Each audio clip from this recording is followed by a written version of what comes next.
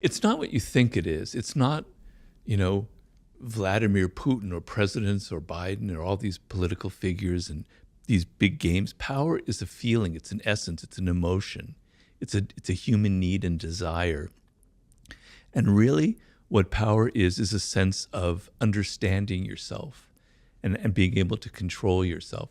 So the way I look at it, I like to look at it not through the lens of great power politics, but as an average, everyday human being here in the United States or in England. The feeling that you have with your children, with your spouse, with your colleagues, the people who work for you, the sense that you have no control, that you can't influence them with your ideas, that you can't get them to maybe, soften some of their ugly behavior if they have that you can't get them interested in helping you with a project or whatever, is the most miserable feeling a human being can have. Malcolm X had a quote that I love, which is, absolute power corrupts, but absolute powerless corrupts even more. I'm butchering it, but that was the gist of it. The feeling of powerlessness is actually more corrupting than the feeling of having a lot of power. It turns people into being passive aggressive, into playing all kinds of weird games, negative games to get power. You want to feel that you have a degree of control over events in your life, over people, over your future. And that to me is what power is, right?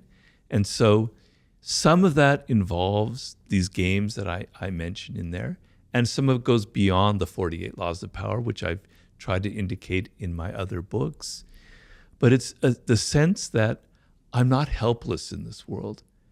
I remember when I first entered the work world as a very naive college graduate with all these ideals and things I'd read, because I studied literature and languages, going, man, this is weird. People are playing all these kind of games. I'm in over my head.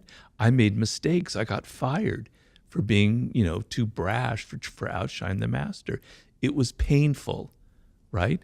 And so learning, you don't have to use the loss of power. I don't advocate crushing your enemy totally. I hope I don't have any enemies ever that I need to crush ever. You just need to know these things so that when you enter the work world, you're not naive, you're not stupid, you don't make the same kind of mistakes that I made. You spare yourself the pain. You understand the most fundamental thing about human nature. People have egos. Even your boss has an ego. You think he or she doesn't because they're powerful. They're even more insecure than other people. You need to be aware of these things so that you don't inadvertently make them feel insecure and suffer the consequences. So that's sort of my idea of power that I was trying to describe there.